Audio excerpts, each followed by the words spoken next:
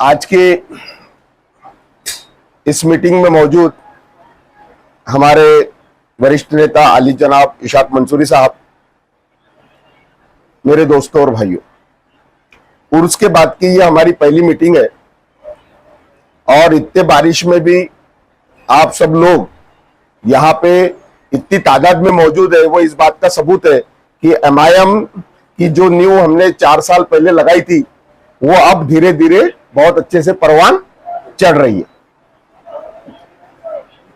बैजू बावरा करके एक बहुत बड़े संगीतकार थे, उनके बारे में मशहूर है कि उन्होंने ऐसा गीत गाया था कि पत्थर पिघल गया था।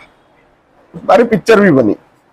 तो दुष्यंत कुमार ने, एक बहुत बड़े कवि है, उसके ऊपर एक बहुत अच्छा शेर लिखा है और उन्होंने कम्युनिस्ट लोग जो थे, जो जन्नत को नहीं मानते, अल्लाह को नहीं मानते, उनको जवाब दिया है, क्योंकि कम्युनिस्टों का दौर था। तो दुश्मन है दुष्यंत कुमार जो है बड़े शायर, उन्होंने उनको जवाब दिया है।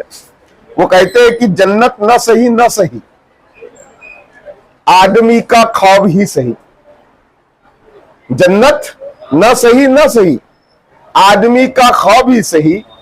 एक हसीन नजारा तो है नजर के लिए, वो समझते हैं कि पत्थर पिघल नहीं समझ सकता। वो समझते हैं कि पत्थर पिघल नहीं सकता। मैं बेकरार हूं आदमी के आवाज के लिए, मैं बेकरार हूं आदमी के आवाज के लिए। तो भाइयों, उर्स जब शुरू हुआ उससे पहले हमने एक बार जाके असिस्टेंट कमिश्नर से कल मीटिंग की कारपोरेशन में। उसके बाद जो एडिशनल कमिश्नर है चारखानकर सर, उनके साथ मीटिंग की। उसके बाद पुलिस के जो आला अधिकारी है, DCP और अपर कमिश्नर, उनसे मुलाकात की और उसमें हमने ताजाबाद के उर्स के लिए क्या क्या जरूरतें हैं इसके बारे में डिटेल रखा और उनको बताया कि ये समस्या हमारे को होने वाली है, इसके लिए आप तैयारी कीजिए। और अल्हम्दुलिल्लाह उसका रिस्पांस आया। होता यह था, ताजाबाद शरीफ में इससे पहले, उर्स के पहले, अगर कोई मीटिंग करता था इन आला अफसरों से, तो वो कौन करता था? सिर्फ ताजाबाद ट्रस्ट करता था। आम जो अवाम है, इनको ये करने का कोई दिमाग में आया भी नहीं और कभी जरूरत महसूस भी नहीं हुई। पहली बार हुआ कि आम ताजाबाद की जनता ने जाकर इन आला अफसरों से हमारी समस्या क्या है वो रखा और अल्हम्दुलिल्लाह उसका बहुत अच्छा रिस्पांस आया। हमारे मीटिंग के बाद ताजाबाद ट्रस्ट ने जाके मीटिंग की और उन्होंने बहुत सारे मुद्दे रखे और ज्यादातर वही मुद्दे थे जो मुद्दे हमने पहले उनको रेज किए थे। उनने 2-3 मुद्दे सिर्फ ये मेले के बारे में रखे और इलेक्ट्रिक के बारे में रखे थे, MSCB के, जो हमारे से अलग थे।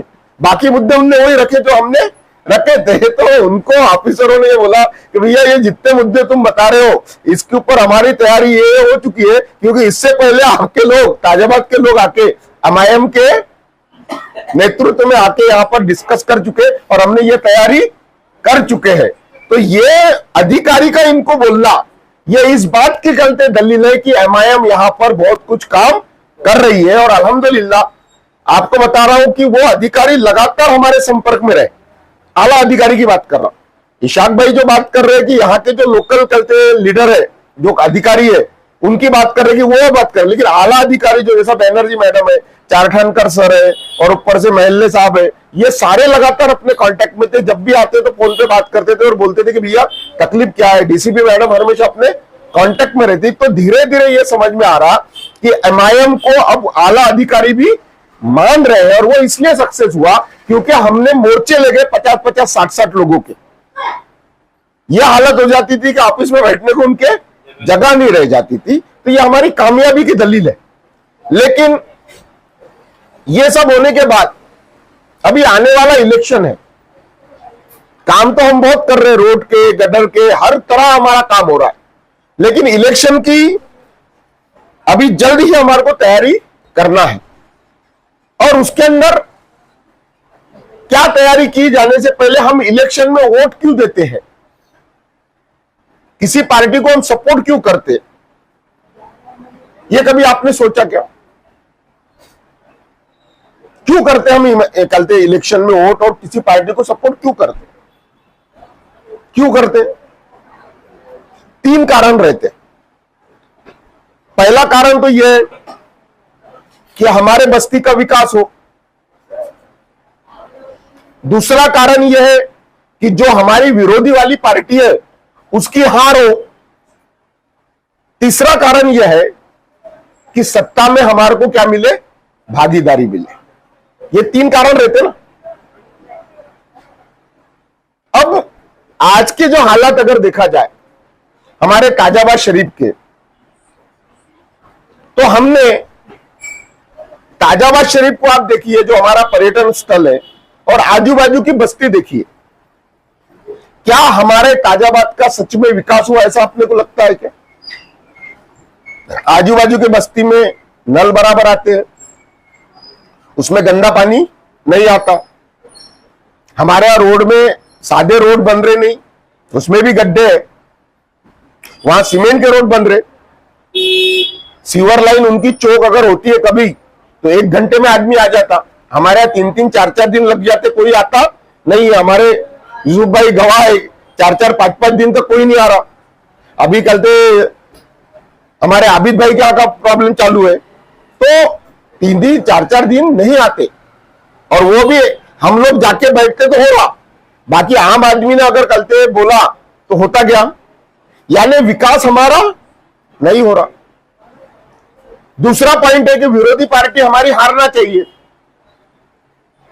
इतने साल से मुसलमानों की सबसे बड़ी विरोधी पार्टी कौन सी है? बीजेपी है। क्या हम दबा दबा के वोट करने के बाद भी बीजेपी को हरा पा रहे? दूसरा प्रॉब्लम भी सॉल्व नहीं हो रहा। तीसरा होना क्या, सत्ता में भागीदारी। जितने 27 मंडल है, कितने महाराष्ट्र में 27 मंडल है, उसमें से सिर्फ 2 मंडल पे मुसलमान है। कितने? बाकी 25 में मुसलमान नहीं है। पूरे अभी जो चलते मंत्रिमंडल है महाराष्ट्र का, उसमें एक भी मंत्री मुसलमान नहीं है। नागपुर शहर में जो अधिकारी वर्ग बैठा है, आला ऑफिसर, उसमें भी मुसलमान नहीं है। तो फिर भागीदारी कहां है? तो सवाल यह उठता है कि जब हमारे को विकास नहीं मिल रहा, विरोधी पार्टी को हम हरा नहीं पा रहे और भागीदारी भी मिल रही नहीं, तो जो पार्टी को हम लगातार इतने सालों से वोट दे रहे, उसको वोट देके कोई फायदा है क्या? ये बात आपके समझ में आ रही? ये बात किसको समझाना है? बाहर के लोगों। और ये ऐसा क्यों हो रहा? क्योंकि बहुत सारे लोग ये समझते हैं कि हमारी लड़ाई किससे? बीजेपी से। हमारी लड़ाई किससे? गलत सोचते। हमारी लड़ाई बीजेपी से नहीं है, हमारी लड़ाई आरएसएस से है। वो आरएसएस जो 100 साल से लगातार 3 पीढ़ी उसने अपनी कहते मिटा डाली और अब क्या बैठी? सत्ता में बैठी। और आने वाले 200 साल का उसके पास क्या है? प्लानिंग बना हुआ है। अब ऐसे आरएसएस से लड़ना है और हम ये सोचते हैं कि खुद के बात पे, खुद के इसके ऊपर लड़ने के बजाय हम किसी से भागीदारी कर ले, किसी से क्या कर ले? गठजोड़ कर ले। और भागीदारी करके गठजोड़ करके उनकी 100 साल की जो चलते जितनी भी मेहनत है उसके ऊपर पानी फेर के तुरंत में हम क्या आ जाए? सत्ता में आए। ऐसा हो सकता है क्या? हम जब तक अपनी ताकत नहीं बनाएंगे, अपने आप को मजबूत नहीं करेंगे, तब तक कोई अपने को पूछने वाला नहीं है।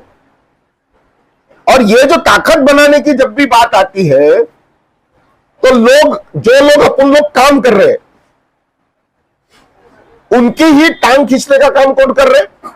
अपने लोग कर रहे। अब ये बताइए कि आरएसएस क्या कर रही है पता है क्या आपको?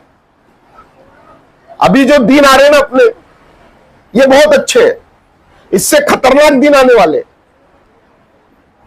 उसके लिए हमारी क्या तैयारी? अब आपको एक एग्जांपल बता दें कि अगर अभी आज अपन ने रखे कि भैया मोदी ज्यादा अच्छा था या अटल बिहारी ज्यादा अच्छा था, तो सब लोग क्या बोलेंगे? अटल बिहारी ज्यादा अच्छा था। जब अटल बिहारी का राज था, अडवाणी पूरे गृह मंत्री था, पूरे ताकत में था, लोगों से अगर पूछते अपन कि अडवाणी अच्छा है, अटल बिहारी अच्छा है कि अडवाणी अच्छा है, तो लोग क्या बोलते थे? अटल बिहारी अच्छा है, अडवाणी खराब है। आज अडवाणी कल तो वरिष्ठ मंडल में जाके घर में बैठ गया। आज अगर किसी से पूछो कि मोदी अच्छा था कि अडवाणी अच्छा था, तो लोग क्या बोलेंगे? भाई अडवाणी से तो अडवाणी ज्यादा अच्छा था मोदी की निस्बत, यानी मोदी खतरनाक था। अभी क्या हो रहा? आरएसएस ये जो बीच का सेंटर है, इसको धीरे धीरे राइट विंग की तरफ लेके जा रहा है, यानी कट्टर हिंदुत्व की तरफ लेके जा रहा है। कुछ साल बाद, 5 साल बाद, 10 साल बाद, 2 साल बाद मोदी जाएगा तो योगी आने वाला है। कौन आने वाला है? यह योगी से खतरनाक आदमी आने वाला है। और जब उसका 5-10 साल का टाइम गुजर जाएगा, तब लोगों से पूछा जाएगा कि योगी अच्छा है कि मोदी अच्छा है, तो लोग किसको बोलेंगे? धीरे धीरे आरएसएस अपनी इस कैटेगरी, जो उनका ख्वाब था कि इस राष्ट्र को कट्टर हिंदुत्ववाद की तरफ ले जाना है, उसके तरफ वो बढ़ रहा है। और उनकी पूरी खिलाफत किसके खिलाफ है? मुसलमानों के खिलाफ है, बौद्ध धर्म के खिलाफ है। और हमारे दिमाग में यह डाला गया कि हम क्या है? अल्पसंख्यक है। क्या है? अल्पसंख्यक के नाम से फायदे ले लेना अच्छी बात है, लेकिन अपने आप को अल्पसंख्यक अगर हम मान रहे हैं, तो यह इस बात का सबूत होता है कि हमारे को बहुसंख्यक के पीछे ही चलना है। बहुसंख्यक जो ठहराएगा उसके पीछे हमारे को जाना है, वो ठहराएंगे और हम उसके पीछे चलेंगे। हमारे को खुद को अपना रास्ता डिसाइड करने का कोई अधिकार नहीं है, यह अल्पसंख्यक बोलता है। कभी सिख को देखे उसने अपने आप को अल्पसंख्यक माना? फायदे वो भी ले रहा। बौद्ध जो है वो भी अल्पसंख्यक के फायदे ले रहा, लेकिन वो अपने आप को अल्पसंख्यक मानता क्या? जैन भी अल्पसंख्यक में आता, कभी वो अपने आप को अल्पसंख्यक मानता? पारसी भी अल्पसंख्यक में आता, कभी वो अपने आप को अल्पसंख्यक मानता? ब्राह्मण भी अल्पसंख्यक है, लेकिन वो कभी अपने आप को अल्पसंख्यक नहीं मानता। जो मुसलमान इस देश में 20 करोड़ है, वो लेकिन अपने आप को क्या मानता? अल्पसंख्यक मानता। और अल्पसंख्यक की कोई भी फैसिलिटी वो नहीं लेता। 15 सूत्री प्रोग्राम बना हुआ अल्पसंख्यक के लिए, जिसमें नौकरियों से लेकर तो लोन से लेकर हर चीज में तुम्हें, और डेवलपमेंट के फंड के अंदर उसके प्रावधान है। कितना अल्पसंख्यक के 15 सूत्री प्रोग्राम में तुम्हारे को फंड मिला? यानी गवर्नमेंट के स्कीम में तो हम अल्पसंख्यक नहीं बनने वाले, लेकिन अपने आप को क्या बोल लिया हमने? अल्पसंख्यक समझ लिए। और अल्पसंख्यक समझ के ये सोचते कि जो बहुसंख्यक है उसके पीछे हमारे को जाना है। और ये बहुसंख्यक के पीछे जाने के चक्कर में हम अपना पूरा बंटाधार कर चुके हैं। आमदार खासदार के इलेक्शन छोड़ो, लेकिन क्या कारपोरेशन में भी आप अपनी लीडिंग नहीं खड़ी कर सकते? कर सकते कि नहीं कर सकते? यहां तो हम बहुसंख्यक है, लेकिन हमारा जो ये अल्पसंख्यक वाला मामला है वही हमारे को सेकुलर पार्टी के पीछे लेके जाता, क्योंकि सेकुलर पार्टी जिनने बना के रखे वो सब कौन है? बहुसंख्यक। और तुम्हारे दिल में ये डर डालते कि बाबू अपना खुद का नहीं, तू अल्पसंख्यक है, अपना खुद का करेगा तो तू आ ही नहीं सकता, अपनी जगह तू अपना रास्ता बना नहीं सकता, तेरे को झक मार के हमारे पीछे आना है। और उनकी मानसिकता है, ये जाएंगे कहां? जिस दिन तुम अपने आप को खड़ा नहीं करोगे, तब तक तुम्हारे को कोई पॉलिटिक्स में पूछने वाला नहीं है। बीजेपी में एक और इलेक्शन में बात आती कि ये लोग इतने साल से चुनाव लड़ रहे हैं, ये बीजेपी के क्या है? एजेंट है। किससे लाते पैसा? बीजेपी से पैसा लाते, और बीजेपी से पैसा लाके क्या करते? चुनाव लड़ते। अब इलेक्शन अगर लड़ना है मजबूती से, तो पैसा तो लगेगा ना। तो मजबूती से अगर इलेक्शन लड़े, हमारे पास का खुद का पैसा लगा के अगर हम लड़ रहे, हाँ, मजबूती से इलेक्शन लड़ रहे तो बोल रहे कि बीजेपी से पैसा ला रहे, और हमारे पास का पैसा नहीं डाले हमने, मजबूती से इलेक्शन नहीं लड़े, बैनर पोस्टर नहीं लगाए, तो लोग बोलेंगे कि जब पैसा ही नहीं था तो इलेक्शन क्यों लड़ रहे। अभी इतने सारे लोगों ने कल पे बैनर लगा, मैंने जानबूझ के बैनर नहीं लगाया, क्यों? मना किया था कि भाई अपन नहीं लगाएंगे, जिसको लगाना है लगा। क्यों? ताकि लोगों को एहसास हो कि अगर कहते बैनर पोस्टर और ये नहीं करे जो इलेक्शन में करा जाता है, तो लोग क्या बोलते, तुम्हारा तो कोई माहौल ही नहीं दिख रहा। यानी पैसे लगा के अगर लड़ो तो बीजेपी के एजेंट हो गए, और पैसे लगा के अगर पैसे नहीं लगा और इलेक्शन सभी का इलेक्शन नहीं लड़ो तो फुक्कड़ लोगों ने इलेक्शन लड़ना क्यों? ये दो तरफा रहते लोगों का सवाल रहता, और ये किसका रहता? कौम का नहीं रहता, लोगों का नहीं रहता। ताजाबाद शरीफ में सिर्फ 50 लोग हैं जो ये सवाल उठाते। कितने? 50 घर। 50 घर के जगह 51वां घर मेरे को नहीं दिखा जो सवाल नहीं उठाता, और ये 50 घर 3,500-4 हजार घरों को क्या कर रहे? गुमराह कर रहे। तो इसका सॉल्यूशन क्या है अब इलेक्शन में? मैं इशाक भाई, दो जन पूरे इसमें नहीं पूछ सकते। उसके लिए जरूरी है कि आपको अपने अपने अपने मोहल्ले में, अपने घर के पास, अपना घर के पास कहीं ना कहीं 1 घंटा 2 घंटा बाहर बैठने का क्या बनाना पड़ेगा? ठिकाना बनाना पड़ेगा। हमारा कैसा है अभी है, हम अपने घर में रहते और घर से निकल के कहा जाते, सीधा ऑफिस में आ गए, अपने कारोबार में चले जाते। बीच में रुकने का अपने घर के पास, अपने मोहल्ले में कोई आपका ठिकाना है जहां आप रोज 2 घंटे बैठते है क्या? बताइए। जब तुम्हारा ठिकाना ही नहीं है तुम्हारे मोहल्ले में, तुम्हारे घर के पास, तो तुम्हारे से मिलने आएगा कौन? अभी हमारे निसार अली मस्तान अली साहब है, इनका एक दुकान है, वहां पे बैठने का ठिकाना है। दिन में कम से कम 20 से 25 लोग आते। पूछो आते कि नहीं आते? ठिकाना है। हमारे शेर मोहम्मद भाई है, चाय की दुकान है इनकी मोहल्ले में, चाय की पत्ती की, बहुत शानदार चाय पत्ती बनती। कभी जरूरत पड़े तो इनके यहाँ से चाय पत्ती लेके जाओ। आपको बता रहा, जो चाय पत्ती अभी तक पी रहे उससे 20 चाय पत्ती मिलेगी, और कम खर्चे में मिलती है, अच्छी चाय पत्ती मिलती। तो ये शेर मोहम्मद भाई की दुकान है, वहां पर भी उनको पूछो कितने लोग अवलिया नगर में आके मिलते। ठीक है, आपके पास दुकान नहीं है, लेकिन किसी की दुकान पे, किसी के घर पे या किसी मोहल्ले में कोई बैठने का ठिकाना होगा। हर मोहल्ले में एक बैठने का ठिकाना होता, वहां जाकर आप क्यों नहीं बैठते? 2 घंटा, 1 घंटा, आधा घंटा डेली। वहां जब तक बैठोगे नहीं, लोगों से चर्चा करोगे नहीं, तो ये जो बवाल हो रहे, ये सारे बवाल खत्म होने वाले नहीं है। हमारे यहां इलेक्शन सिर्फ अफवाहों पे होता, इसका माहौल है, उसका माहौल है, इसने वहां से लिया, उसने वहां से लिया, बाकी कुछ भी नहीं होता। मैंने जो 3 मुद्दे बताए, विकास का मुद्दा, अपने खिलाफ वाली पार्टी को हराने का मुद्दा, और भागीदारी का मुद्दा, इसमें से बीच का अगले वाली पार्टी को हराने का मुद्दा छोड़ दिया जाए तो बाकी 2 मुद्दों पे कभी हमने कल से वोटिंग किया है क्या? विकास पे और भागीदारी पे। तो जब तक हम विकास और भागीदारी पे वोटिंग नहीं करेंगे, और वो सिर्फ अपनी अपनी एमएम पार्टी कर सकती है। अगर आपने अपने घर के पास कोई ठिकाना नहीं बनाया, अगर आपने बैठने की एक सेटिंग नहीं की अपने मोहल्ले में, अपने घर के पास, कहीं नहीं तो अपने घर के सामने कुर्सी रख के बैठो। मगरिब के बाद, असर के बाद, फजर के बाद, फजर के बाद यानी फजर के बाद तो मुसलमान सब सोए रहते, 9-10 बजे के बाद भाई दांत खसते खसते घर के सामने तो बैठो। ये तो कर सकते हैं, नहीं कहीं मिल ले अपने घर के सामने। आज अगर अपने घर के सामने अगर बैठोगे तो धीरे धीरे लोग जमेंगे। मेरे करीबी दोस्त थे, जहां पे कलीम भाई बैठते थे, पहले वो बैठने का ठिकाना नहीं था। जब से वो घर आदमी खुद अपने घर के सामने बैठना शुरू किया, धीरे धीरे रोज जमकर बैठता।